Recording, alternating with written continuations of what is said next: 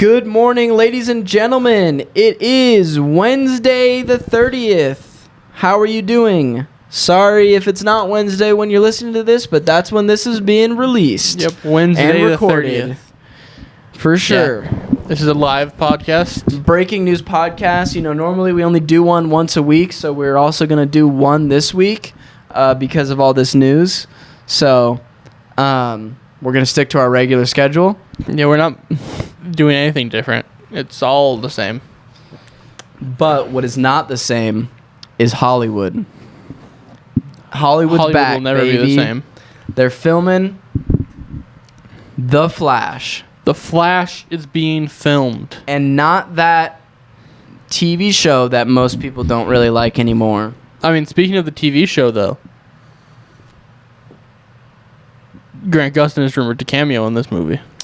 That would make sense. Since, I mean, yeah. What's his name? Cameoed in the Ezra show. Miller popped up in the show. That's cool. Good for him. Yeah. Especially Especially with the rumors of the show ending within the next season or two. Yeah. It makes sense. Very to cool. have a cool send-off like that.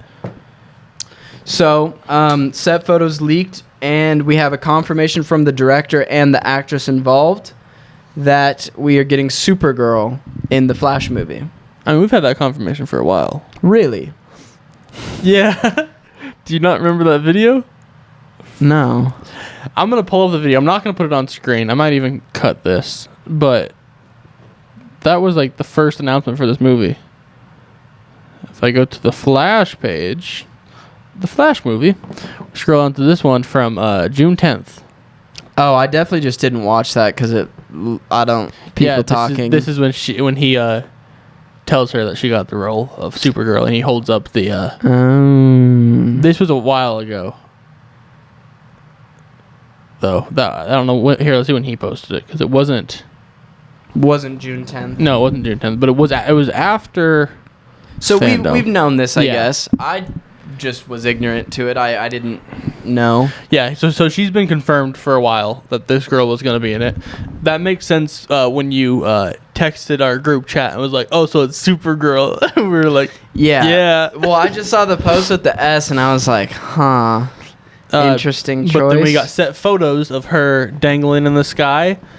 And she's on wires, and then they right say. after that, the day after, there were close-ups, and we actually got a good look at the suit, and it's a very nice suit. I like it a lot.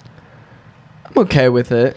I like the design, but I want to. Yeah, the muscle suit beneath looks kind of weird. But that being said, it'll look completely different because it'll have the cape. I'm assuming. Have you seen the cape? There's one set photo with the cape on. Oh no, I just assumed they're doing CGI cape like Which they do. They are for flying and stuff, but I think there's one set photo of her on the ground. Well, I don't think Henry Cavill ever wore a cape in person. Oh wow, okay. And it just flows very well with the red on her shoulders, so I'm cool with that. I kind of had a slight hope when I saw the first set photo. I was like, damn, is she going no cape Superboy style? But nah. She looks to have the look of Lara Kent, who is a character that was created for Injustice, so that's interesting. I could see them she could still be Kara and just for simplicity. Yeah. That was my thought as well. And also just to be different than the TV show. Yep. That being said, would be interesting if that, like, say are we assuming she's from the same Earth as Michael Keaton's Batman? So I have more to talk about that in a little bit, but yes. Because that was my assumption. That being said, it does seem like this movie is probably going to be bouncing through different universes or timelines or yada yadas. So, or is it just Flashpoint? So we don't know. This appears. So I'll go into this now. So these set photos that leaked were at a courthouse. There are pictures of Barry and Iris talking to the press post court. Michael Keaton's Bruce Wayne is there, and Supergirl is there. All of them are there at this. But she's the only one in costume. She's the only one in costume. It appears that it is his dad's trial. Because people have said that they saw that whoever the new actor is playing Henry, because they recast him, that he's on set. So it's his dad's trial. So people think this is back to the normal Earth. And then there's another thing that So could this be the end of the movie? Yes, it is rumored that this is the end of the movie. There are also set photos just of the set dress and stuff. There's a bus with Wonder Woman on it talking about the Central City Hospital or something. And it's Gal Gadot's Wonder Woman. So like it feels like kind of a weird. It's the mix. new DCEU and so post Flashpoint rewrite because Wonder Woman's Gal Gadot on that bus. People think this is post, and Michael Keaton's Batman has replaced Ben Affleck's Batman. Yeah, I mean, I'm as many bricks as we can take out of the Snyderverse wall, the better. Very, very interesting. So, but the fact that she's like being announced is that she's obviously in this movie for more than just the final scene. Yeah. So that's not a Shazam style cameo of her being like, "We got Supergirl now," you know? Like that's not a. No, that wasn't Supergirl. That was Iris. No, I know, but I mean in the other stuff. But she's definitely at this location too. Like it's very clearly all the same location. Right. Okay, well let's take a step back. You are Mr. DC, and you get to you're like, oh crap, the Snyderverse is falling apart. How do you? I like King. Yeah, I love it. I love his look. The Widow's Peak is perfect. He looks like an old man Bruce Wayne. Like it's like the perfect way to do that. Yeah.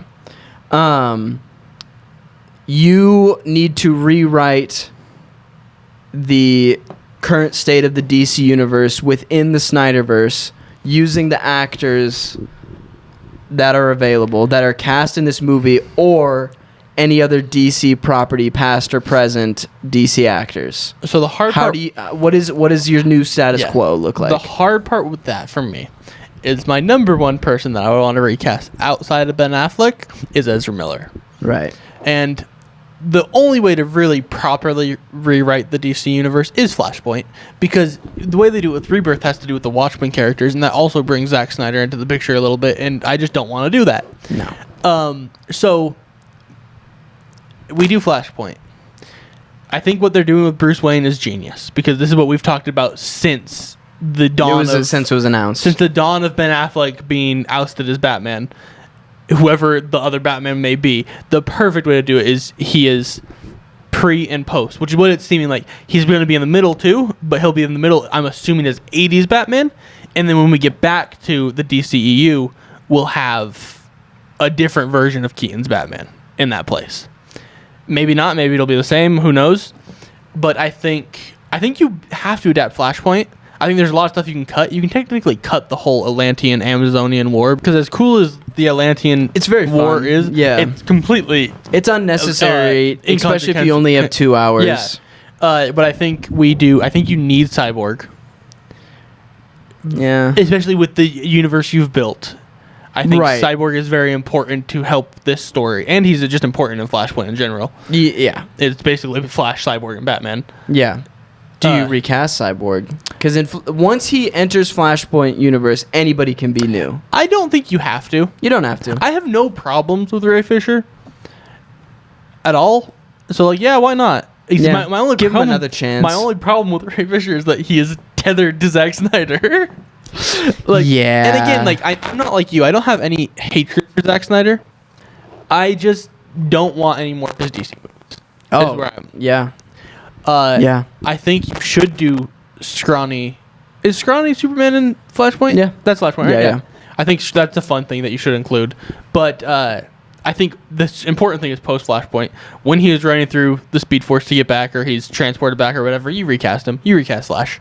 Yeah. Without a doubt. Like, it just makes me so mad that he has jet black hair. Like, who do you cast? Lucas Till. Oh, right. Right. Or somebody younger, even, like... Yeah, no, I don't dislike that. That works for me. Because he's getting older. He's not old, but he's probably the same age as Ezra Miller. Yeah. And then I would personally not do Robert Pattinson Batman, because I just don't want it to be... I don't want that to be connected to anything right now. What about you? Well, you only answered one part of that. You just said you'd recast the Flash. I'm recasting everybody. Everybody? Except for the Flash. Just for the sake of the average moviegoer, of just making sense through and through. And then we kill Barry off in the next movie and we get a better Wally. Fair. And especially if he turns into the Speed Force or something. If this works as a good emotional attachment to Flash, killing him off next movie will be emotional. Right. So we recast Gal Gadot. as somebody. Yeah. I don't really have a preference. We keep Bruce Wayne being Thomas? No, what's his name? Keaton? Yep, I was thinking Michael Caine. I don't know why. So Keaton... Michael Caine is Bruce Wayne. Keaton is Batman, but he has a Terry McGillis. Okay. That he like... So, but is that in the Flashpoint universe? So that's not No, it's in the post. So like... Flash comes out of Flashpoint, goes to Bruce Wayne, and he's like, "Hey, Bruce," and he's like, "What the hell? I'm old." And then he's like, "Oh yeah, Terry can get it for you." And he's like, "Who's Terry?" And then enter in the new reveal. Cool Batman Beyond plug, yada yada. And then I think you do. Supergirl is Superman's daughter, daughter of Kal-El, and then you get Old Man Superman, played by what's his name from Legends of Tomorrow and Superman Returns. Brendan Rupp. Just as a cameo, not to like get his own universe or show or whatever, but just to be like Kingdom Come Superman. What about Tom Welling?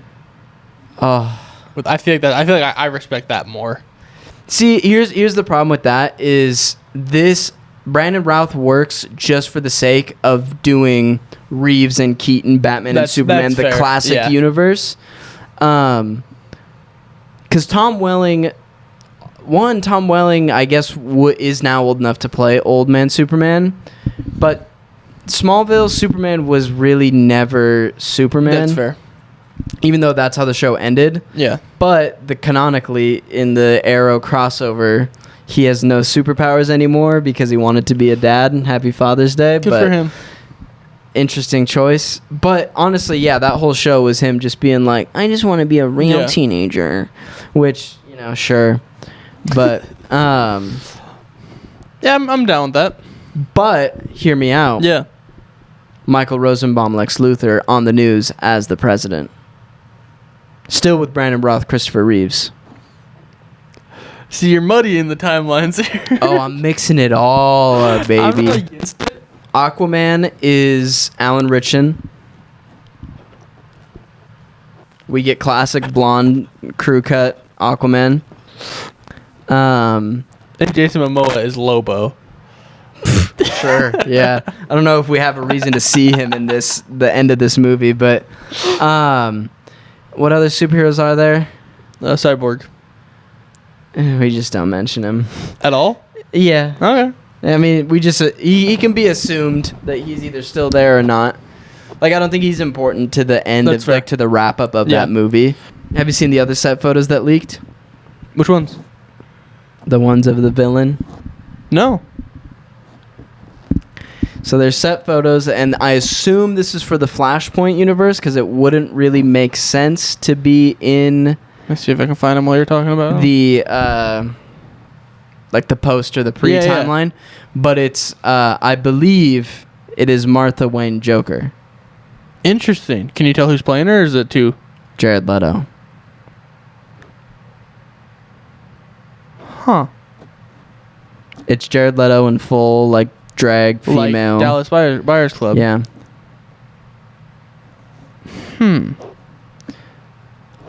I'm not sure how I feel about that. I don't like it because Jared Leto Joker is obviously lower on the rung of Jokers, but I will say the inclusion of that character really confirms the inclusion of Thomas Wayne Batman, potentially in addition to Bruce Wayne Michael Keaton. Interesting. It looks like it's probably a more grim Gotham, I would assume. I mean, it's like the same as the courthouse ones where it's just set photos, so it looks like a city. I'm sure it'll be really low saturation in the final product. Oh, bruh. There's more. But you found the Jared Leto ones? Yeah. No, that's legit. Did you see the other villain? They got Wentworth Miller back as Captain Cold. Interesting. So maybe that's where the Grant Gustin crossover is going to be? A little bit more comic accurate than we ever saw in the CW. We probably can't put these ones on the screen. No, that'd probably get taken down because that's a Reddit leak and, Reddit. Yeah, so we got between Flashpoint and No Way Home, we're getting some crazy stuff happening. I think part of my brain is mixing those two, like plot-wise. They're very similar. I think they're racing to be like, who can we put in first? Like, it's the exact same thing that happened with Civil War and Batman vs Superman. Like, think about it. Yeah. Think, Mark. Think. It's the exact same thing that happened though, where it's like, what if the superheroes fought each other? Now it's, what if somehow the multiverse crossed and we saw other characters that we remember from the past? Do we have a release date on The Flash confirmed? Next year. So in 2022. I can guarantee that 85%. I'll double check though. Very interesting. It does a 2022 film. November 2022. So it won't beat. Right. It's less lined up than Civil War and Batman v Superman, because those were like a month apart, if that. They were close. Yeah, they're both the summer blockbusters. That's crazy. I mean, it's almost like they're competing companies. But man, it's like the Zune and the iPod. DC is obviously Zune. Hopefully DC doesn't have the same fate as Zune. Hopefully the Snyderverse has the same fate as Zune. For sure, but that's different than DC. Yeah. I do think that the Snyder Cut was a bad movie, and I would not like to see anything from that universe ever again. Well, you're going to. At least a few more times. Right. No, yeah. I don't think you'll see any more Zack Snyder projects in that universe. Yeah. I do think it's just too tainted at this point. Like, I used to be like, hold on to Henry Cavill, hold on to Jason Momoa, hold on to Gal Gadot. No, but now at this point, I'm just like, wipe the slate. If we wipe the slate clean. Wipe the slate. It's too late. The longer that we try to hold on to it, the worse movies we're going to get, and the longer before we get something good. And the few actors that maybe still work are just fading in nothingness. I mean, Henry Cavill's got The Witcher. He's set. Let's let him do his video game movies that he's enjoying. Give him Captain Britain. Or bring him back as Superman, but in a different sense. Bring him back as a half cyborg Mission Impossible villain. Yeah, he would definitely need to be half cyborg. Something. Yeah. They'd have to do something about that. Yeah. He rules in that movie, though. Oh, it's so good. Best villain in a Mission Impossible movie since Mission Impossible 3. Sure. I've seen... the only two Mission Impossible movies I haven't seen are 2 or 3. Damn, but I've seen the rest of them. 2 best ones. Really? I mean, 2 is the most fun. It's the most memeable. Okay. Because it's John Woo. It's the worst. So it's really cool action, but it's very like, I got long hair, I'm driving a motorcycle, and then boom, slow-mo with pigeons and explosions. Wow, I'm Tom Cruise, I'm running fast. But Mission Impossible 3 is probably, it was the best one until the most recent one. The Fallout rules, absolutely. Yeah. But I really liked Rogue Nation, the one before Fallout. Yeah, Rogue Nation is good. Like, I don't dislike any of them, but... Rogue Nation was actually the first one I saw. I did see on Twitter today, somebody was like, if you can complain about the Snyder Cut, I can complain about the Batman trailer. I don't think it looks... And just like this long like thread of it. And I read just the first tweet. Yeah. But then I looked at their display name. And their display name on Twitter was hashtag... whatever... What was the Snyder Cut hashtag? Release. I was saying... My mind was going to a store. Because that's what currently is. Release the Ayer Cut was their name. Hashtag release the Ayer Cut. Right. And so I clicked the quote retweets on the first one. And everybody's like, so how's that Ayer Cut stuff going? Like, just absolutely clowning them. Yeah. I mean... Because you can have that opinion. You can not like the Batman trailer. Sure. Yeah. You're wrong. And sure, whatever. Yeah. But you cannot have that opinion while also trying to get the Ayer Cut to happen. It's just not allowed. Yeah. I mean, the Snyder Cut's lucky that it was able to get out before the release of the Batman or any other sequel that rewrites it. Really just because of COVID, I think, is the main reason that the Snyder Cut even happened. There were a lot of leaks of the Batman recently. I didn't read them all because if they're true, there were like a lot of them, and people were claiming it was very true. So I read a few of them, and it was like basically what we already know, like all these rumors that we already know that Catwoman won't start the film fully as Catwoman. So it's like, yeah, no. Bruh. But then we see that really. It's kind of an origin, yeah. Yeah, and we see her and Bruce's relationship grow, which I'm all for. But I'm so excited for that movie. We have so many podcasts where we just kind of veer off onto the topic of the Batman because it's so exciting. And it'll continue to be that until the movie comes out. And then we'll just be gushing about the movie. Then we'll be speculating about the sequel. So it's just... it'll be a never-ending circle. That's life. That's what this podcast is all about. Circles. Like Frankie Sinatra said, that's life. I've got you under my skin. I've got you deep in the heart of me. So deep in the heart that you are really a part of me. That song correlates with Batman in the sense that it plays at the start of Arkham Origins. Nope. Arkham Knight. Remember in Army of the Dead when the song Zombie played? Yeah, and it was like Zombie, zombie. It was like one thing if it would have been like what led immediately into the credits, but it played for about 2 minutes and then we had another scene after it. Like that'd be like us in the middle of the podcast playing 2 minutes of The Boys Are Back in Town and then just going about the rest of our podcast like it was normal. And it's also just a bad idea. No, it would not make sense cinematically. The cinematic language of that really wouldn't foretell the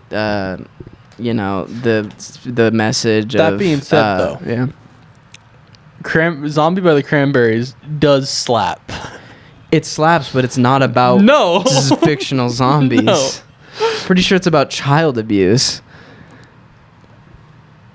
I mean, don't quote me on that, but I'm pretty sure it has some very serious real-world meaning. No, it definitely does. Whatever it's about, it definitely does. Pretty sure it's about either child trafficking or child abuse. There is a way to look that up. What is the song Zombie by the Cranberries about? What is the song Tony Montana by Future about? Shit, I don't have information, so I'm going to Google it. Oh, it's about a movie. Huh. Have you heard of Scarface? Oh, yeah, you have a poster of Scarface up in your room, right? It's right next to the Wolf of Wall Street poster. And the Clockwork Orange poster. No! Wow. Ladies, if you see those 3 posters up in your man's room, run. Then they're not up in my room. Janae, they're not up in my room. She doesn't watch this. Very cool. Written in memory of the 2 young victims who were killed in the 1993 Washington bombings. Okay, I knew it had something to do with children dying. Interesting. Okay, I mean, that's a great note to end this podcast on. Yeah, R.I.P. those kids, R.I.P. Zack Snyder's career, and R.I.P. Betty White. She's not dead yet, but she's probably going to die soon, so just got to say it. Same with Alan. Rest in piss.